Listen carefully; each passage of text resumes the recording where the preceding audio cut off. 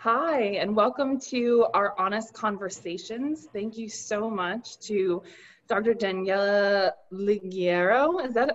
Do I say your last name right? Almost Ligiero. It's a soft G. You're Ligiero, very there we close. go.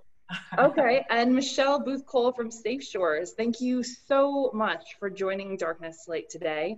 We're gonna let just a couple minutes go by, let people start to join, but I figured we'd start today's conversation with a little bit of self-introduction so people know who we are and why we're here. So Michele, if you wouldn't mind kicking us off today, we'd love to hear a little bit more about you and Safe Shores. Sure, I'll gladly talk about Safe Shores. The DC Children's Advocacy Center, also known as Safe Shores, is a CAC in the nationally replicated fashion. There are at least 800 child advocacy centers across the United States, and our role is really to minimize the trauma that children may experience in the course of investigating an allegation of abuse. At least that's how we came about. Now our role is much more expansive in the sense that we provide wraparound services. So at Safe Shores, we have a clinical team that can provide mental health therapy for free at no cost to the children or their families. We have advocates who can help people navigate the judicial system, or since most cases do not go forward for prosecution, most cases of child sexual abuse, they really play the role of standing and walking with that family, that child, through the process of healing them, getting the resources they need, whether it's a court protective order, whether it's housing, whether it's they have food insecurity, all those kinds of things our advocates work on. And we also do prevention as well. So we do Stewards of Children. We've been doing that since 2007. I remember coming to Charleston to get trained myself as a facilitator. And so that's really the core of our work. Each year prior to COVID, we saw approximately 1,500 to 1,600 children each year. And we provide those wraparound services for them, and obviously serve as a resource for the community on keeping kids safe.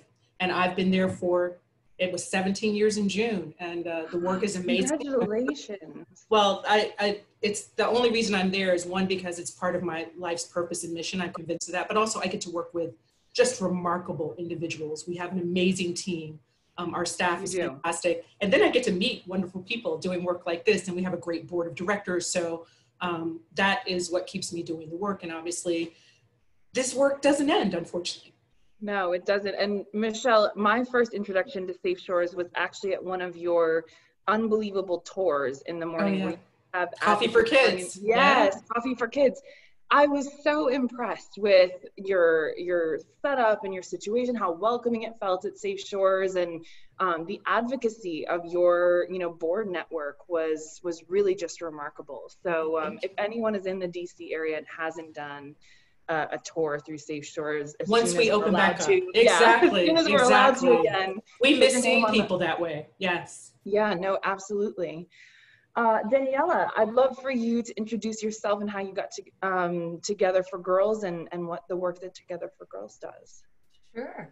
Such an honor and a pleasure to be here with you two amazing women. So I run an organization called Together for Girls. We've been around for 10 years, and we are a global organization, a public-private partnership that works to end violence against children, but we pay special attention to sexual violence and sexual abuse, and also look at gender issues, especially around girls. And our model has pretty much stayed the same since.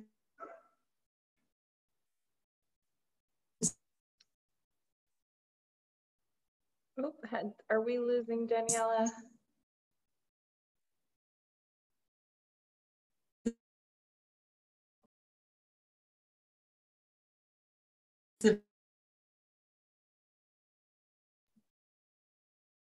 Michele, can you hear Daniela? Yeah, I can't hear her either. I'm gonna chat with Daniela. Just kind of going in and out. Yeah. Yeah. So let's, Michele, if you could start talking about some of the things that Safe Shores is seeing. What happened when COVID started? How have you sort of pivoted some of the work that you're doing at the CAC, and do you feel like you've got some runway underneath you now, or are you still sort of scrambling to keep up with the changing environment?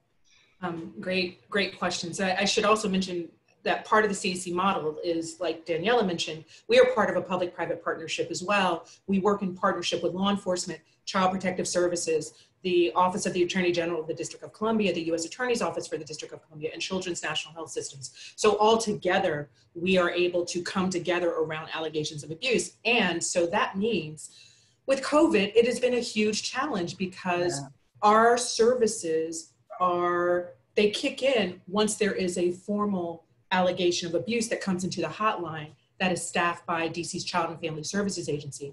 And we know nationwide there has been a precipitous drop in the number of reports that are coming in, even before schools were out formally for the summer, because the vast majority of reports, allegations of abuse, come from teachers, they come from coaches, they come from individuals who have regular contact with kids.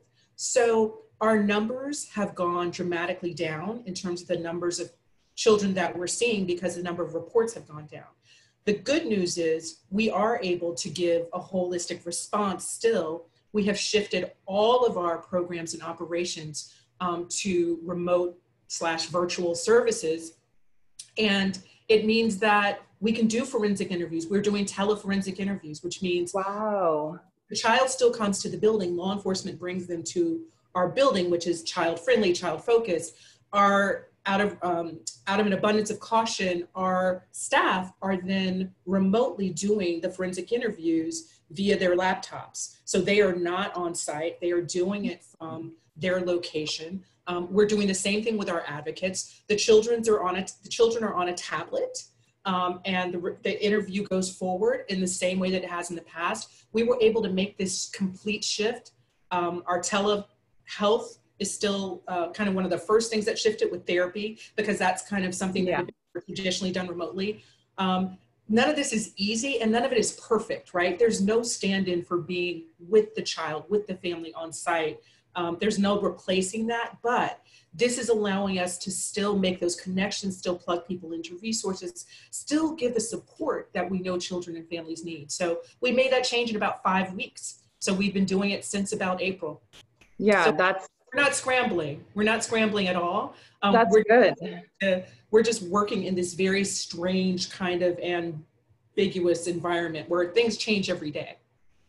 Yeah, and I think, we're sort of similar. We obviously aren't doing direct patient care and treatment, but we are at this place where we're trying to pivot and give our facilitators, like the ones at Safe Shores, the ability to still communicate and give prevention messaging in a way that's both maintains our evidence informed approach in terms of our training, but also allows the end user to continue to absorb the information in the way that, that works for them.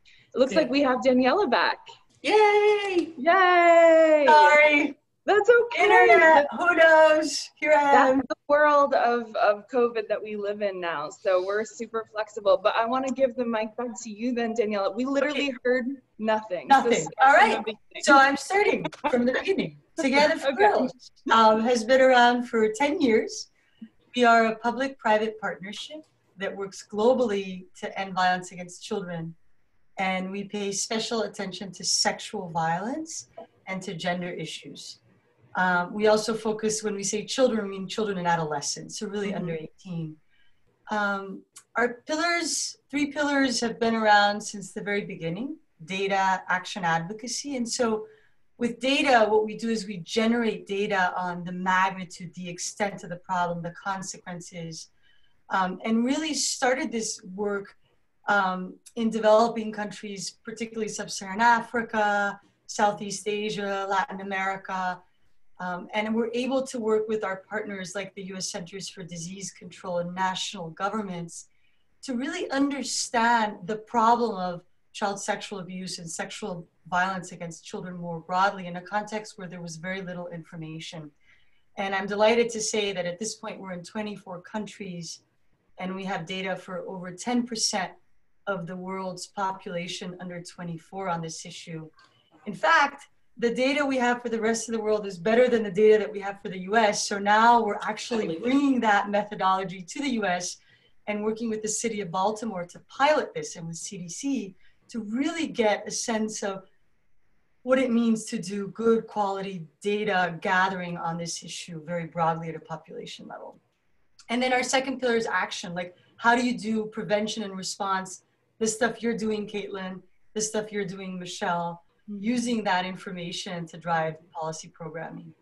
And the final piece is advocacy. You know, we know that we're never going to end sexual violence against children unless people take this seriously. And that means kind of investing in movements and elevating the voices of survivors. So we do a lot of that. And, you know, some of you may not know, I've been speaking publicly about this for over a decade now, but I am a survivor of child sexual abuse. And I was one of the few fortunate kids that eventually, you know, was able to talk about what happened to me. And I'm so delighted to hear about your work, Michele, because it really does make a difference. You know, I had access to help and services, and I've been on this healing journey for 30 years. And today, you know, I run this organization and I have 2 beautiful daughters, and I would not have been able to live the life I live today if caring people had not helped me along the way. And so I'm just really touched to be here with you and to have this conversation. And also with Katelyn, because, you know, the goal is to make sure that this doesn't happen to other kids.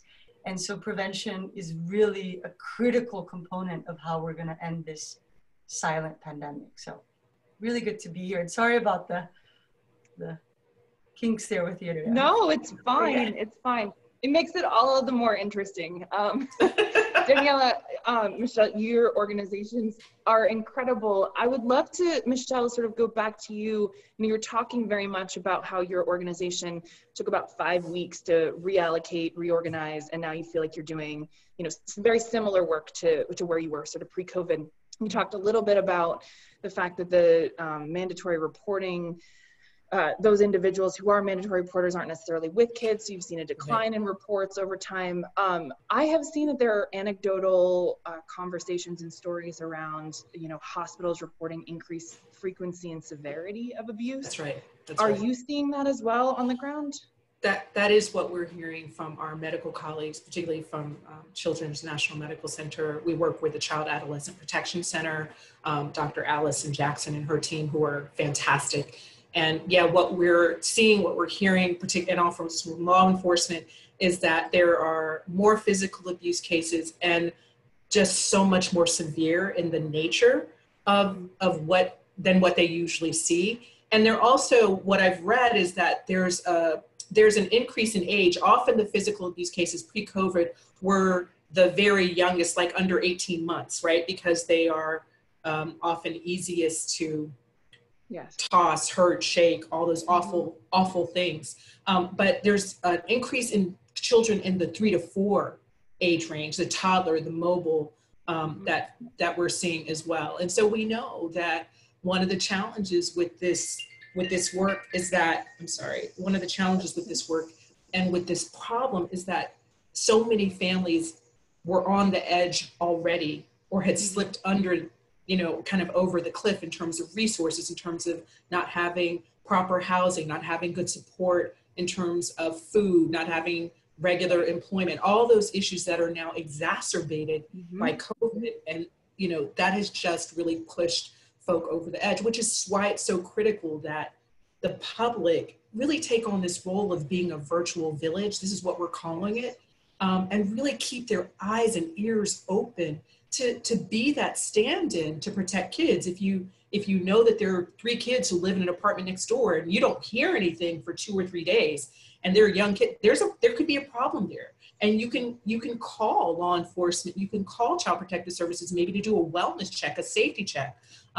You know, we need people to stand in the gap for kids right now, because the situation is more dire than ever, and to encourage families to keep their regular health appointments with their doctors. Now people can wear their masks. So all those kinds of things that we know are good for kids, they may not be going back to school virtually, but we want them to have regular connections with caring, responsible adults, especially mandated reporters. Those are great points. Michele, I want to sort of bring in, you know, you mentioned calling the police, which is obviously a solution. There are communities in our country right now who have really tenuous relationships with the police. And so I'd love to hear, your thoughts around, are there steps before you get to a call Absolutely. with the police? Absolutely, absolutely. And we, our organization is asking those same questions. We're having that same dialogue because law enforcement is one of our partners. We recognize that concern, we honor and understand that fear and anxiety. So one of the things obviously is people can reach out to the child abuse hotlines. They can reach out to the parents anonymous hotlines, right? There are numbers nationally. We have them on our website, and I think it's posted, safeshores.org, where you can talk with someone. You can talk with somebody who's trained to talk with parents, caregivers about the stresses they're experiencing in a non-judgmental fashion, to give you solutions, to give you short-term fixes, to deal with the stresses that naturally come to all parents, right? So reach out and talk to people, talk to friends, talk to family, have people do, if you have phone service, if you have access, people can kind of stay and give your kids a little attention remotely, tell them some jokes, read them some stories, and give you a break. We know that a lot of what we're seeing is caregivers are not getting a break. Those with jobs and those who may not have jobs. It's just a constant kind of grind. I call it the COVID grind. That really is having an impact on people. So absolutely, people can reach out. There are resources that people can contact before things get to that level. And I understand why people might be reluctant to do that. We get it. Of course. We get it. Of course. No, for sure. Switching more to a global picture, Daniela, you come in contact with lots of national government representatives, UN agencies, private sector organizations, both domestically here in the United States, but also internationally. Are you seeing a change in collaboration around this topic that you might not have been there before, or any other sort of shift in the narrative and dynamic on an international level? Yeah, that's a really good question. I think that there are a couple of things we're seeing. First, I mean, there's been this effort by the international community, and for example, I signed on to like some recommendations. We got together with 12 other leaders, like the head of UNICEF and of WHO and others, to say, okay, it's really important that countries take steps to protect their populations from COVID. That is critical, right? And so what do you need to do now to control this pandemic? And as part of that, there are things that you can do to integrate thinking about child safety, prevention, response within that context. And so really making sure that while, people are focused on stopping this virus, we also remember that there's this, what we call the shadow pandemic of violence against children and women that is being exacerbated because of all the strains you mentioned, Michelle, the isolation. So yeah, we got to do this, and we need to think about what are the things that we incorporate and integrate into our COVID response as part of that. And so I think we are seeing that every country's in a different place when it comes to COVID response. So there are different issues that will resonate more with one country or another. But I think it's really important that we continue to stay on that message around, it's not one or the other. Yes, you must control COVID, and here's some things to do in the process that will help keep children and women safe. Now, the other thing I want to say is, I think there's a deeper conversation, though, that I am seeing globally, but also in the US, around the short term, the medium term, and the long term. And I think the conversation around, racial justice, for example, in the US is really related to this. Law enforcement and the justice sector is one piece, a small piece of how we're going to end sexual violence against children. And yes, we absolutely need to think about, there's the short term and in the medium and long term, how do we reform, the police, child protection systems, et cetera, so that they serve our country and our populations better, right? So that's really important. And I think a great conversation for us to be having. And, we have identified as part of our work, we did a global review of the evidence on what works to prevent sexual violence against children. And we found 15 interventions that are not child protection systems or policing. So in addition to that, that actually have scientific evidence behind them that they work. Parenting programs, the kind of prevention that Darkness to Light does in schools and education, and, you know, safe spaces for play and for kids. And we're, as a society in the US and around the world, we haven't really seen anywhere where the kind of investment in all of these pieces has happened. And so I think there's also a wake-up call for us now. The short term, how do we figure this out? And then kind of the medium to long term, like, what do we need to do in terms of rebuilding better for you know, for kids and to protect them moving forward? Such a great segue into sort of the next thought I had. And I would say, let's classify this as the medium term. You know, either Daniela or Michele, schools are in this very ambiguous place as to whether they're going to open, have a hybrid approach, not open at all, virtual. But when kids do come back, they are going to have experienced some of the things that Michele, you know, spoke about, potentially at a higher frequency and severity. And we have teachers who are burnt out and exhausted trying to figure out, you know, how to even just educate, never mind take care of the emotional bandwidth of the children that, you know, they have in their care. And so when we're thinking about some of these responses in the medium term, how do you think that we can best equip the mandatory reporters and the leaders in our communities to be aware that what we're talking about here is happening and that it's not going to go away just because schools reopen again? Want me to start? Yeah, go ahead. Okay. Well, I love what Daniela said about the lack of real investment, because the reality is we know so many things that work, right? Mm-hmm. And so we just have, a choice has been made. And a choice is being made on a daily basis by those who control resources, who control policies, not to invest. So, for example, when we talk about virtual classrooms, right? I know the jurisdiction where I live, where, you know, the DC metropolitan area, the DMV as we call it, DC is still making a decision, but Maryland and Virginia have said the kids aren't going back in person initially. There's going to be online learning. Now, why wouldn't we look to existing models of online learning to see what they've learned? For example, there are these private tutoring services. I was reading an article about private tutoring services abroad in Asian countries where people are online. They pay for tutoring for their kids to get better in terms of English or other topics. So there are businesses that have years of experience doing online education. They have seen children being abused online. Their teachers have seen children being abused online. And we know that there are ways that they can intervene. The teachers, one, can be trained to anticipate what they see, right? Mm-hmm. We can put systems in so that teachers can do quiet or perhaps even silent signals where children can communicate with them if there's something going on in their home. I've read about teachers putting in their PowerPoint, they have one little signal and the children can respond to that. And if they do, the teacher knows that child might be in some form of danger. So there are already strategies, ways to do this. We just need to look at existing models and improve on them. Look what people have learned over the past however many years of doing this online work for profit. Right? Mm-hmm. That's why these companies exist. They exist to make money. And the understanding is, based on what I read, by 2022, the online tutoring business is going to be an $11 billion industry.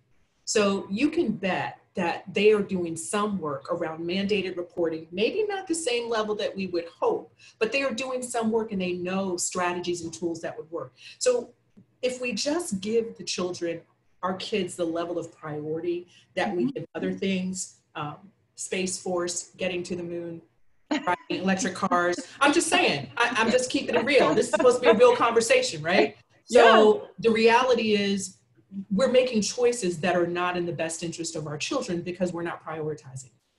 I couldn't agree more. I mean, quite frankly, we've been taking money away from the education system in the United States decade over decade intentionally. And so, you know, for me, we need to be able to invest in resources. And if virtual learning ends up being, you know, a permanent solution in some aspects, organizations, you know, like Darkness to Light, like Together for Girls, like Safe Shores, have to rethink and continue to modify and find out the, you know, best trauma-informed solutions we can, like you said, for these kids so that we can figure out how to get them to report. I keep thinking, going back to Rain, which is reporting on their hotline that they have never had more children report their own abuse than in the last 3 months. And that's just, you know, it's bad enough it's happening, but then they have to save themselves. And I think that is, it's just heartbreaking. So well, that's the other piece, the lack of investment in the system once children do report, right? Yes. Then what are we going to do? Once they come to the attention of officials,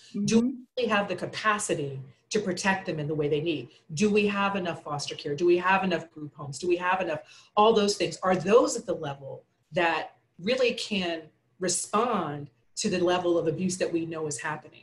So that underinvestment kind of affects everything else too, because people then push to keep kids out of the system, right? If you know the system is going to be overloaded once the reports happen, right? So we continue to underinvest in critical places that we know if we did what needed to be done, children would be safer.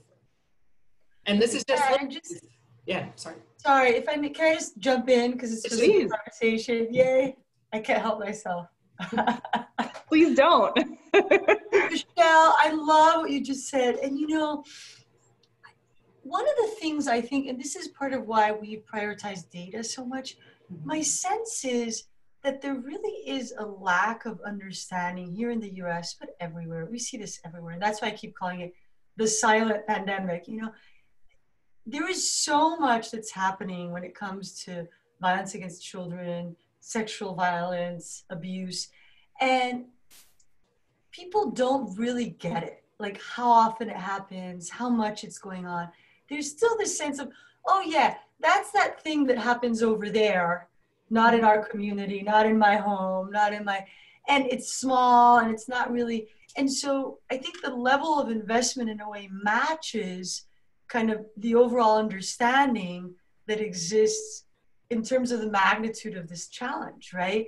And those of us who work in it know otherwise, but I think I run into a lot of people that don't. And so I think, you know, there's this response piece and how do we shore up those systems? There's also the prevention piece. I mean, I'm convinced that unless we invest meaningfully in prevention, that we're never going to be able to just have enough systems to respond to that. And so, you know, it's like, how do you do both? Right? And the other thing I also wanted to bring in is right now, I think we talked about the increased risk for kids in terms of the abuse they're experiencing at home, not being connected to mandated reporters. What does it mean around schools? But the other thing that I'm very concerned about is online child sexual exploitation and abuse, because what we've seen over the last decade is year after year, it just grows exponentially. And now all of a sudden what you have is numbers of kids online in a way we've never had before. And I'm telling you, my kids have never been online as much as they are now. And we are not preparing them or don't have the systems to prepare ourselves for how do we make sure that they're safe online. And so it's like we've just thrown them on this platform and we don't really think through what does that mean. And that's another thing I think that is really important for us to think through as we continue to live in this virtual world. You know, how do we use those platforms, like the examples you give, to report, to support kids that are being abused, but how do we also make them safe in the first place? That's right. So anyway. Michele, did you want to react? Yeah, no, I mean, we're clearly, we've never met before, but we are absolutely on the same page. I mean, that's the thing. Like, we know that we're not going to like litigate our way out of child sexual abuse. We're not going to, you got to get with the demand, right? You have to deal with the demand for those images. And now they're calling them child sexual abuse material, not pornography, because there's the way it's consensual. It is actually demonstrating children being abused. And we have to get to a point, like Daniela says, and like we learned through Darkness to Light, Stewards of Children, we have to be comfortable to talk about it, right? That's what, I mean, we've been talking about since I've come to Safe Shores. Like, we have to raise adults' comfort level in talking about this issue and acknowledging just how widespread it is. Because until we do that, you're right, people don't get not just how often it's happening, but also the depth of the impact, how deeply this flows into our society and makes a long-term impact on not just people's mental health, but we know from ACEs, Adverse Child Experiences research, on people's long-term physical health, Exactly. Right? So until folk are willing to embrace the data as well as kind of all the anecdotal information we see around us, because I believe in the data, but I also believe sometimes over-reliance can stop us from doing things. So we have to kind of hold those things in an appropriate degree of tension, but we have to get people comfortable. And that starts when people become parents, maybe before they become parents. Like a baby is the only, think about it, all you have to have is a 5-point car seat to leave the hospital with the baby, right? Yeah. You don't have to have a license. You don't have to take a test. You don't take an exam. I mean, it blows the mind, the lack of support that parents get for this life-changing on two ends experience, right? So we have to also figure out, how do we support parents better? How do we educate them more about what appropriate behaviors are for children at various ages? Don't expect a toddler to be still in Target. It's just not realistic, right? So I think Daniela's point about parenting education, parenting support, everybody wants to be a better parent. I'm still learning and growing, right? And this is the work that I do. So we have to figure out, how do we reach parents with that information? And that's a key way that we can get to preventing child abuse as well. I agree. And so Darkness to Light has been really thinking about this in particular, and that sort of, you know, pre-birth to 18 months, how do we help pediatricians really and OBGYNs start to plant seeds in the minds of parents that this is something you need to be talking about so young? And so we're testing with MUSC in Charleston, South Carolina, this idea of mirroring what was built out for postpartum depression. So every time the mother brings in a child to the doctor's visit, there's a questionnaire that the mother has to fill out in order to monitor her own mental health, which is typically very much outside of the pediatrician's role and responsibility. However, it was deemed a mental health and a, yes, exactly, you know, in order to take care of the kid. And so we thought to ourselves, well, maybe there can be, you know, sort of a replication of the success of that model, whereby we have small little check-ins each time at, you know, the specific doctor's appointments, where we do talk about what it means to be a good parent in terms of preventing not just child sexual abuse, but child abuse in general. What does that look like? And how do you begin to have those conversations?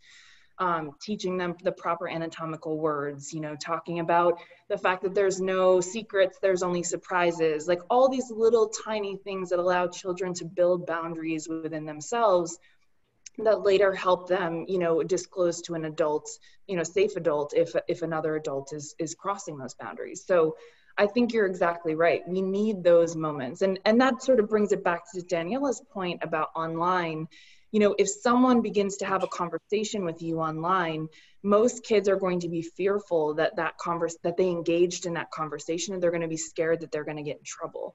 If we can build a culture whereby children don't feel fearful telling their parents, you know, someone has approached them and said very like vulgar or negative things to them, we are implicitly protecting children in a much more holistic way by making that environment safe. And so if we can teach adults how to be parents along the way, you know, I think that's an incredibly important part. So what else is on your mind, ladies? What am I not asking you? Daniela, do you want to talk about the Keeping Kids Safe initiative? Yes, Okay. I do. Let's talk about it. So I'm really excited about this. You know, we have partnered with Darkness to Light, Child USA, several others. And, you know, we were kind of watching what was happening with the response to COVID and the kind of emergency relief that was being offered through Congress and through additional funds, et cetera, for COVID response, and noticing that the issue of child abuse, especially child sexual abuse and sexual violence in general against kids in home, online, was not being addressed. And so we got together and put together a coalition of over 65 leaders. And it was a mixture of, because I really believe in this, I think the power of change is going to come when we have organizations, leaders, advocates, and survivors and networks of survivors coming together to say, this has to change. And so that's kind of what we did. And we were able to, you know, put forward this letter to Congress asking for all the things we've just talked about, making sure that these things are in place as part of our COVID response, including, for example, making sure that the services you're offering, Michele, are considered essential. And that you have the kinds of protection you need to be able to do that safely, et cetera. And online, staff? And and online, like, we're giving kids computers and we're setting up these systems. How are we making sure that they're safe while we're doing that, you know? And it came together quickly. That letter has gone out. If you go to our website, it's www.keep-kids-safe.org. There's a dashes in between. Keep kids safe, --. And you can sign the letter, you can reach out to your representative, you can post on social media, but really the idea was to bring attention to these issues as part of COVID response in the US. And right now, of course, this package is being negotiated on the Hill. And so we're really encouraging people to go and to reach out and to say, this is important. Let's make sure to think about this as part of our response. And I will say, for me, it's, this was only what came together just recently, but it really shows how much there are many of us that care about these issues and that work on these issues, but we don't necessarily talk to each other and work together to push for the kind of ambition and high level dreaming that we need to really make a dent on this. And so I'm excited about just what we might be able to continue to do moving forward, because until we're all trying to, like you said, Michele, and like you said, Katelyn, make people understand and make sure that that there are investments that correspond to the magnitude of the problem, we're never going to solve it. So it's been interesting and fun. It's been a pleasure. I mean, I think, I always consider myself an outsider in the child sexual abuse prevention industry because I'm not a social worker. I didn't grow up professionally, if you will, working for a child advocacy center. And I think, at first I sort of thought I always say this to the board, I thought that the board was maybe gone a little crazy hiring me, just because, I didn't have that background, but I think they were much smarter than I give them credit for in the beginning, because I am the person that Darkness to Light and organizations like Together for Girls and Safe Shores are trying to reach, those people who aren't necessarily child sexual abuse survivors, but want to be allies and stand up and do the things that once you see this problem, you cannot unsee it. And, I find myself to be such a vigilante now with people in my community and my network. And I see things that make me very uncomfortable just in, at family gatherings and parties, or things that are mentioned online that I never would have seen before. And so for me, I find this continued conversation, collaboration amongst organizations so important, because the louder we speak into the same megaphone, the more we're going to be able to convert individuals like me who care, who want to do something, but just don't know that it's even an issue or what they're supposed to do. And so, I think in the short term, we go back to, education. And for people like me who are watching this Facebook Live, we do have trainings online. We have a free training right now, Preventing Children During a Crisis, which helps you devise a family plan to try and keep your family safe. We understand there's a deep connection between domestic violence and child abuse. And so we understand that there are decisions that you may have to make to keep both you and your children safe, which are very difficult. But hopefully that training will help a little bit in order to be able to make, better decisions, safer decisions. But we also have Stewards of Children, where you can either take it online or through organizations like Safe Shores. You can educate yourself on how to see the things that, I sort of am very aware and vulnerable that I did not see before. Katelyn, sorry, can I just say something quickly? I forgot to mention National Children's Alliance is a core partner in what we're doing with Keep Kids Safe. Oh, yes, of course. Is the Stacey's all over the country that, for example, Michele, you're also working with. So anyway, just wanted to say that. So we have received a question and it says, with going back to school and trying to protect kids from COVID, it brings new challenges in child protection. Can you all address some of the challenges and what teachers and parents can do to minimize opportunities still? I think we've talked about this a little bit, but I'd love, Michelle, if you could recap some of the things that you were talking about. I loved that PowerPoint example that you mentioned. Yeah, I think what we're talking about is really institutions being creative and resourceful about what they know they're trying to get to. So if we're trying to create a way that children can communicate with us, with teachers, while they're online, even as those children are in their home, so they may actually be living with the abuser, we can create ways that the child can communicate with that teacher. That teacher, depending on their level of experience, but teachers can be trained to know what to look for, right? They can be trained to know what kind of open-ended, seemingly innocuous questions have you asked. What did you have for breakfast this morning? What did you have for lunch today, right? I mean, you can find out about maybe food insecurity or the lack there, you know, maybe even neglect issues by asking some really basic questions that show your concern about that child. They're not feeling like they're telling on anyone. So I think part of it is we've got to give teachers the tools to know what to be looking for and what to ask. That's very fundamental training that they would absorb and be willing and eager to implement. With parents and caregivers, again, as Daniela said, we need to be savvy about the risks that are online and talk honestly with our children about those risks. We can't be scaredy cats. We can't say everything is bad because then children will just tune us out. You know, my eyes glaze over. Mom, you're wah, wah, wah, wah, wah, wah, right? You know, we just lose credibility when we do that, right? But when we talk honestly with their kids in an age-appropriate way and hear them, we're not just talking, we're listening. We can learn how better to protect them. And so I think part of it is go back to the basics of what it means to keep an eye on kids. There are things like take the darkness to light, take stewards of children training.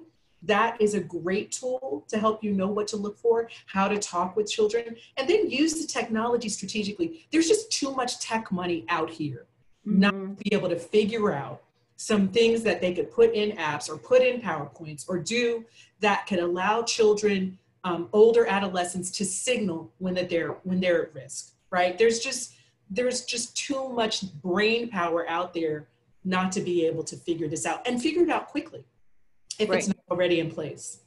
Right.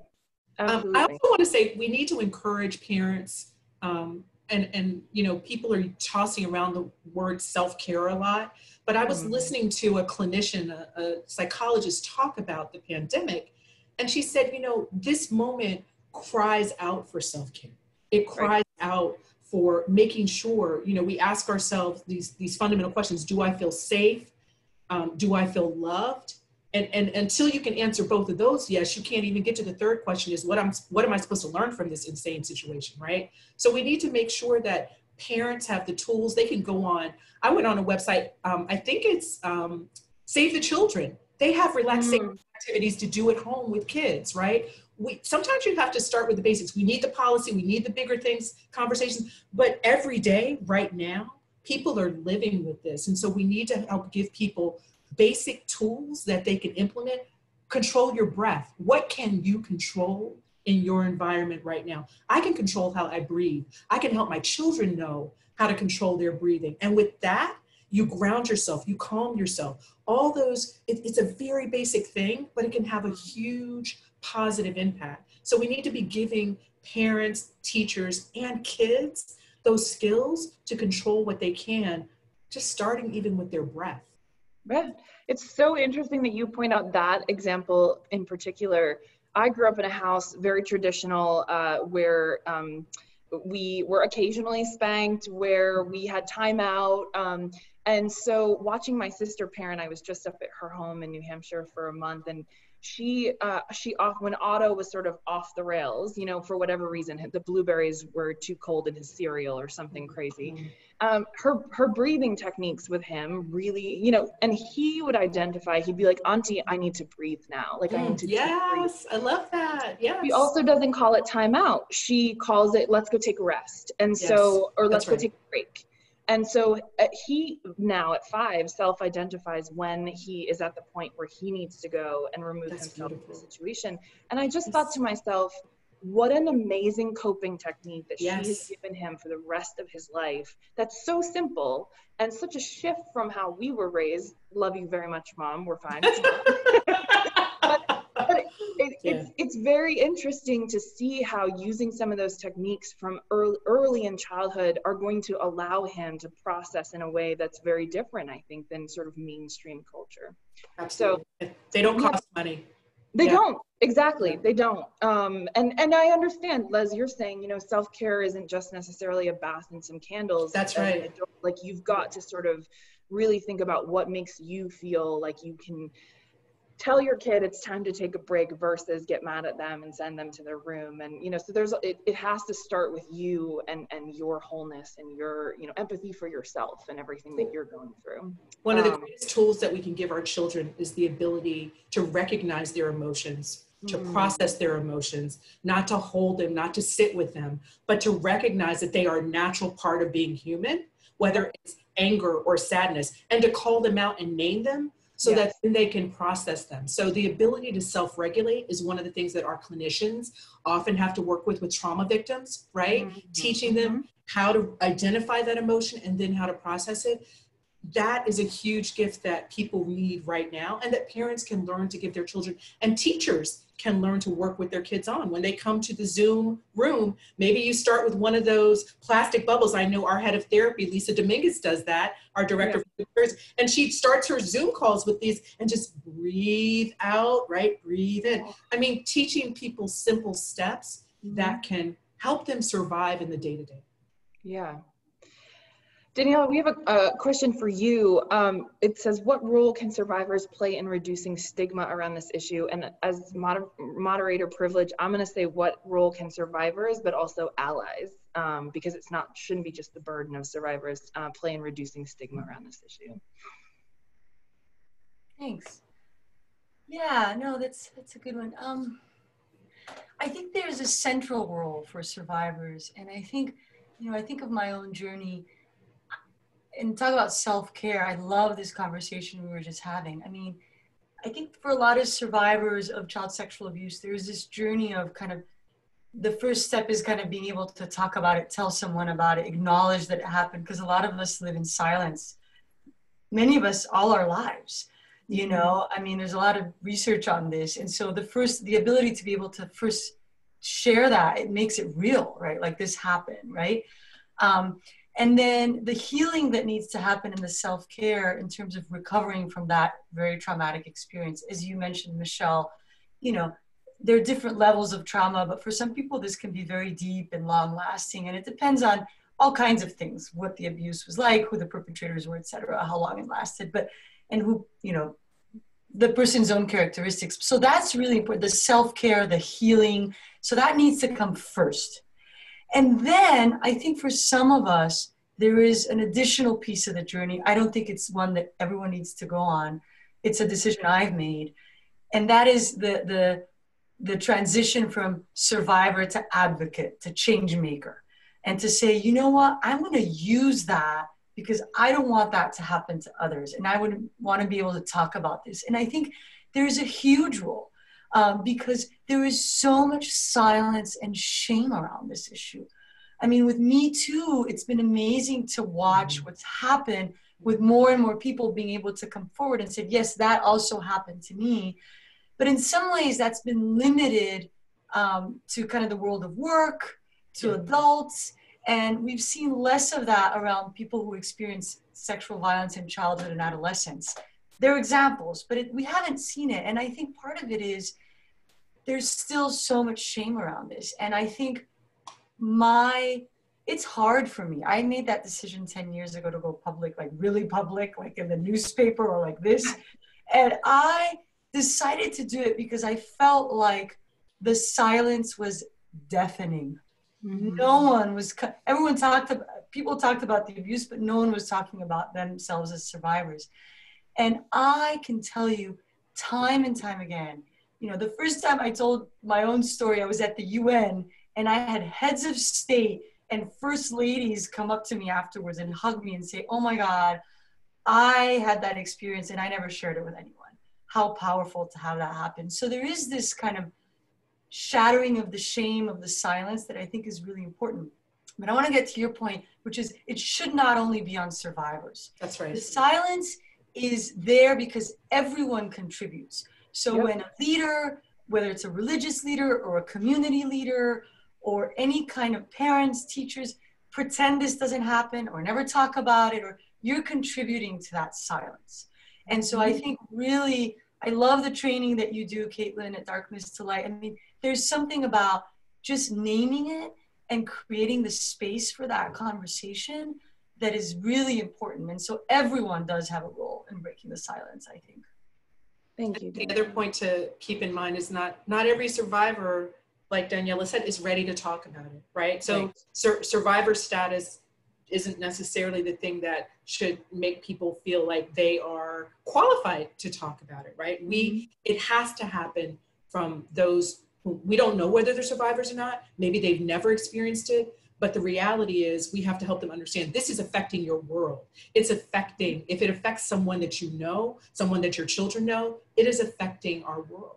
And we have a responsibility to care for people. Why else are we on the planet if we're not here to care for each other? Exactly. Exactly. I couldn't have said it better myself. Speaking of caring for each other, Michele, one of the questions for you is, and this has apparently come from a few people on Facebook, is what do you do when the child welfare system isn't working for you? Like, what other resources are available for families who report and just aren't getting the results? Maybe they don't have a Safe Shores in their community, and they don't feel that love and that family. What do you say to that?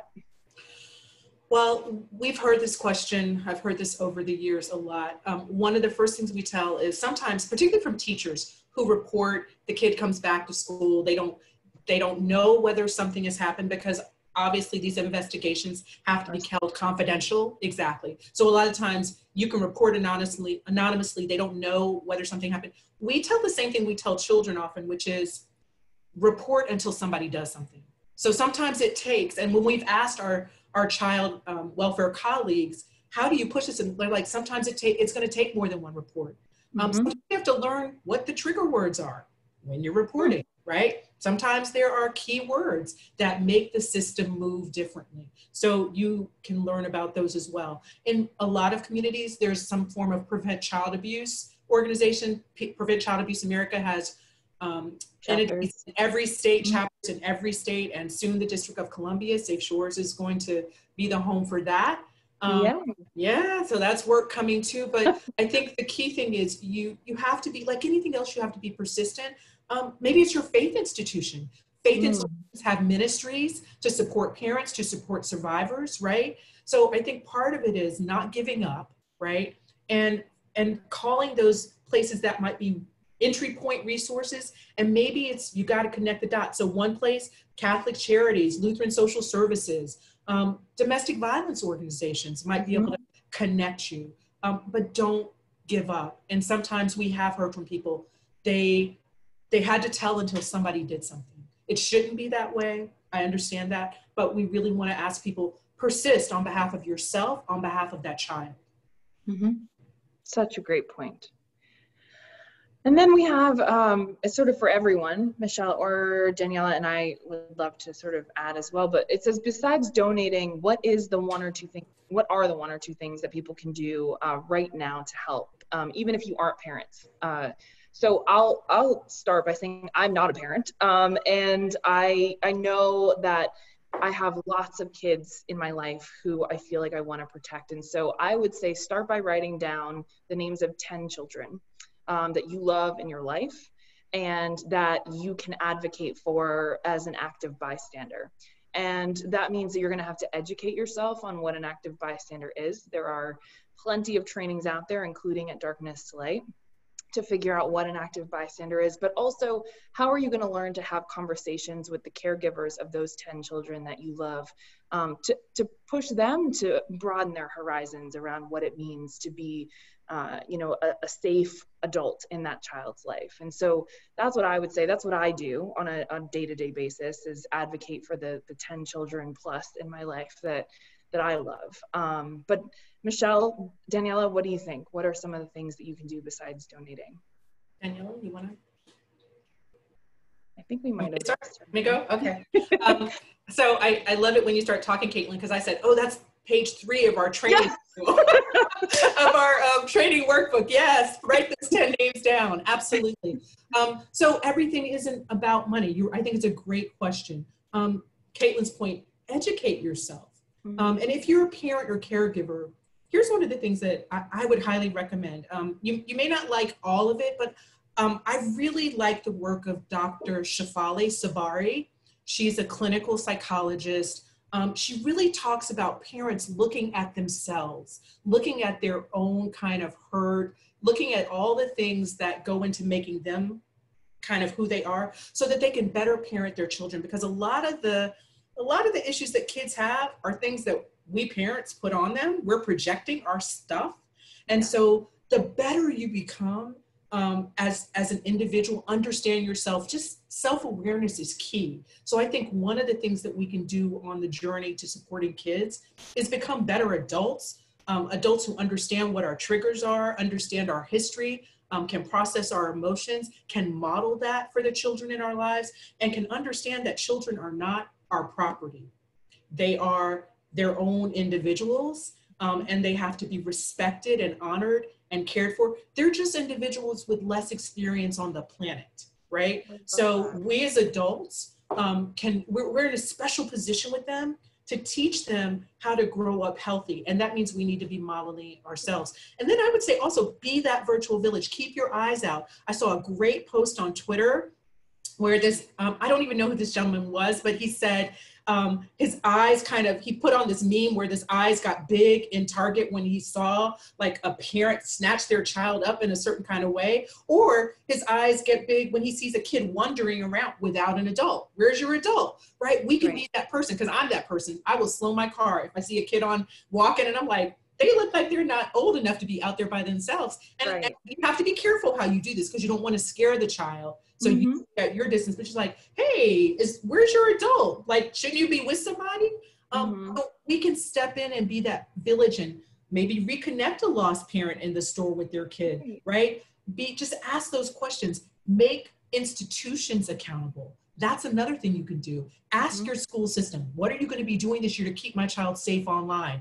What are you training teachers? What kind of support are you giving teachers? Be a conscientious, smart consumer, but also be that consumer who pushes institutions to do what they're supposed to do to keep children safe. Be unapologetic about keeping kids safe. Fearless. We have to be fearless as adults, right? In keeping kids safe. That's right. Without a doubt. And it's a scary world. I mean, we hear all the time when we have those groups come in and do stewards of children, everyone is so jazzed to go out there and save the world and protect all the kids. And then you walk out of that room and those 10 to 15 people you were in there with are gone. And it's up to you to sort of stand in your truth and ask those difficult questions of these institutions, who are most likely are people you know and you see every day. And so to question them feels wrong. It's risky. It is. Oh, yeah. But it's also risky too, because then you can't keep that kid safe the way that you want to. So, Darkness, like we always talk about putting the rights of the child first. Like, are you putting the right of the child first by not asking that question? And our argument would be, no, you're not. And so we have to constantly ask ourselves, what are the rights of the child, and how do I, as an adult with legal rights, contribute? So I recognize that we have 4 minutes left. I am not surprised. I have learned a lot today, and I am grateful for both of you and your knowledge and your empathy and your willingness to join us today and have honest conversations about where we are. I would like to give both of you 2 minutes for closing thoughts and comments. You can take 5 seconds if you want, but I just want to make sure that you all sort of wrap up and with next steps. For those that are watching today, Michele, what are the sort of the last things that you want them to be left with? I think Daniela has exemplified the fact that people can heal from child sexual abuse.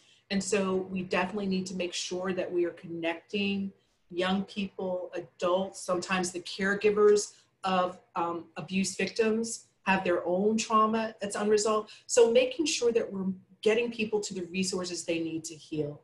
I think being proactive about prevention.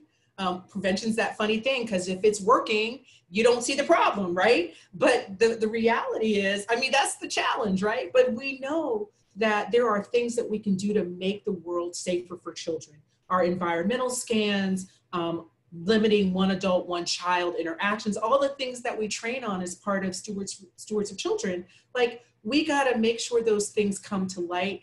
And I think Daniela's other point is that when we talk about it, we embolden and strengthen other people to talk about it. When we talk about it, we really peel away the shame. And let's be clear, this crime has been happening from time immemorial, right? Since the beginning of time. And the danger is we continue to cover it up. We know that there are, let's be real, networks of power who have an investment in maintaining the status quo, in making sure children are not safe, right? And we gotta be more powerful than they are. That's a side of darkness in this world. It is real, but I believe with enough people talking about 1 in 10 children will be sexually abused by the time they turn 18, right?